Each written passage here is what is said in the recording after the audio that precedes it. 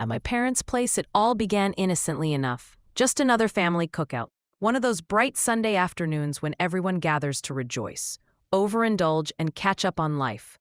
Uncles, aunts, cousins, children playing, and of course my cousin Jessica were all present.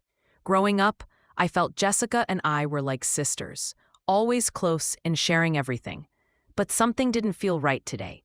Jessica had been more reclusive than normal lately. She was quiet today, spending much of her time on her phone, and stealing glances at Uncle Steve, her stepfather, who used to be the light of the party.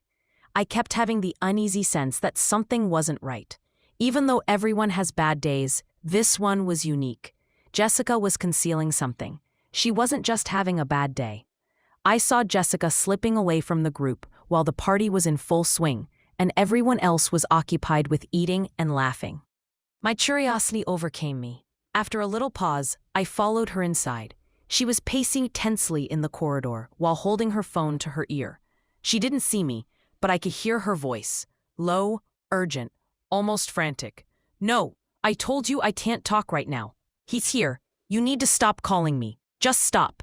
She hung up, looking over her shoulder like she was expecting someone to catch her. That's when she saw me. Her face turned pale, and she quickly shoved her phone into her pocket. "Everything okay?" I asked, trying to sound casual, but I could feel the tension radiating from her. She nodded too quickly, her eyes avoiding mine. "Yeah, just some work stuff," she said, but her voice was shaky. "Wake stuff? On a Sunday?"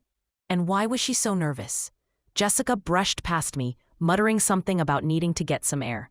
I watched her go, my mind racing with questions. What was going on? I decided to let it go for the moment, but Jessica's strange behavior kept nagging at me. Later, as the sun set and the guests began to leave, I noticed her standing by the back gate, talking to Uncle Steve in hushed tones. They were too close, their body language too intense. It didn't look like a casual conversation between a stepfather and his stepdaughter. I felt a chill run down my spine. The next day, I couldn't get Jessica out of my mind. We used to tell each other everything, but now she was shutting me out. I needed to know what was going on. I called her, suggesting we hang out, just the two of us, like old times. She hesitated, but finally agreed to meet at a quiet cafe downtown.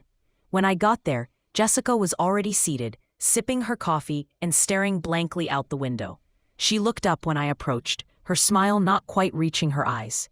We exchanged small talk at first, but I could see she was still on edge, glancing around as if expecting someone to show up. "Jess, I'm worried about you," I finally said, cutting through the pretense. "You've been acting strange and I know something's going on. At the party, you seemed scared, and that phone call." Jessica bit her lip, her eyes darting away. She sighed heavily, setting her cup down with a clatter. "It's complicated," she said, her voice barely above a whisper. "It's not something I can just talk about." I leaned closer, keeping my voice gentle but firm. "Is it Steve? Is he bothering you?" Jessica's eyes widened, her expression a mix of surprise and fear. She didn't answer right away, and I knew then that I had hit the nail on the head. She started to speak, but stopped herself, as if trying to figure out how much to say. "Jess, you can trust me," I urged. "Whatever it is, we'll figure it out together." She hesitated, then finally blurted out, "Steve's been acting weird, really weird. He's been, I don't know, just making comments, trying to get close to me, and it's freaking me out." "What kind of comments?" I asked, my heart pounding. Jessica's eyes filled with tears, and she looked down, her hands trembling. "Stuff like how I'm grown up now, how I look just like my mom when she was younger. It's just creepy, you know? And then he tried to kiss me." I froze, my mind reeling. Uncle Steve tried to kiss Jessica? This was worse than I imagined. She was practically family to him. How could he do that? Anger surged through me, but I forced myself to stay calm for Jessica's sake. "Did you tell Aunt Linda?" I asked, my voice barely steady. Jessica shook her head quickly. "No, I can't. She's so happy with him. I don't want to ruin that. And what if she doesn't believe me?" "Jess, you have to tell someone," I insisted. "This isn't just going to go away. You shouldn't have to deal with this alone." She nodded, but I could see the hesitation in her eyes. She was scared, torn between protecting her mom's happiness and protecting herself. We spent the rest of the afternoon talking, and I promised her I'd be there no matter what she decided to do. A few days later, I decided to confront Steve myself. I knew it was risky, but I couldn't just sit back and do nothing. I waited until he was home alone and showed up at his door. He greeted me with that same smile, the one that now seemed so sinister. "Hey, what brings you by?" he asked, but I could see the flicker of apprehension in his eyes. He knew why I was there. "Steve, we need to talk," I said, my voice firm. "About Jessica." His smile faltered and he gestured for me to come inside. We sat down in the living room, and I got straight to the point. "I know what you've been doing, and it needs to stop. Now." Steve's expression shifted from surprise to a kind of forced calm. "I don't know what you're talking about," he said, but his voice was tight. "Don't play dumb, Steve. Jessica told me everything. About the comments, about the kiss. This is serious." For a moment, he just stared at me, and I could see the mask slipping. Then he leaned back, letting out a slow breath. "I messed up," he admitted, his tone contrite. "I was just confused. It won't happen again." "Damn right it won't," I snapped. "Because if it does, I'm going to make sure everyone knows exactly who you are, including Aunt Linda."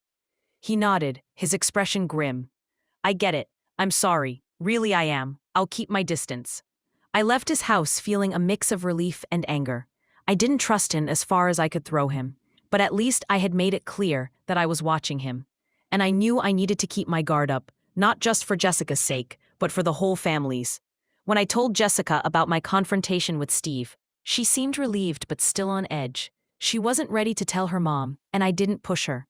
But I promised her that I would keep an eye on Steve, and that she wasn't alone in this. For a while, things seemed to calm down. Jessica kept her distance from Steve, and he seemed to respect that. But then, a few weeks later, I got a call from Jessica, late at night. She was crying, her words barely coherent. "Jess, slow down. What's going on?" I asked, trying to keep the panic out of my voice. "It's Steve. He followed me after work. Tried to corner me in the parking lot. I had to run." My blood ran cold. This wasn't over. It was just getting worse. I told Jessica to stay put and called the police. They took her statement, but without more evidence, there wasn't much they could do. Steve denied everything, of course, and played the concerned stepfather card. It was infuriating. Jessica decided to move in with me for a while, and I was more than happy to have her.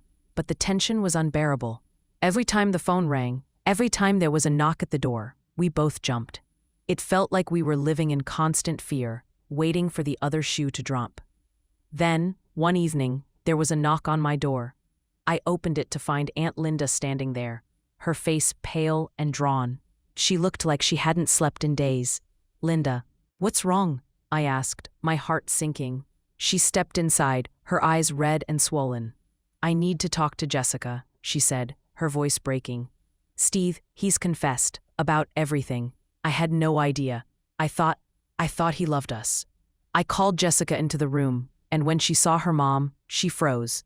There was a moment of tense silence, then Linda pulled Jessica into her arms, both of them sobbing. I stood back, giving them space, feeling a mix of relief and sadness. The truth was finally out, but the damage was done. Our family had a hard time getting back on its feet in the weeks that followed.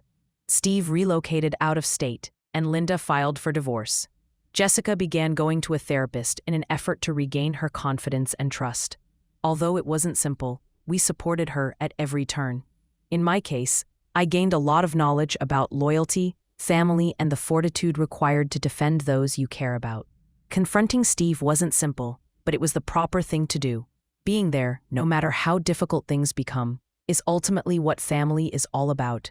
Jessica is still recovering, and I'm aware that it will take some time for her to completely get over what transpired. However, she is surrounded by supportive people and is strong. As for Steve, well, he's permanently gone from our life. Even though we might never totally get over what he did, we've learnt to support one another, be open and honest, and never allow anyone to stand in our way again. We will fight until the end because family is worth fighting for.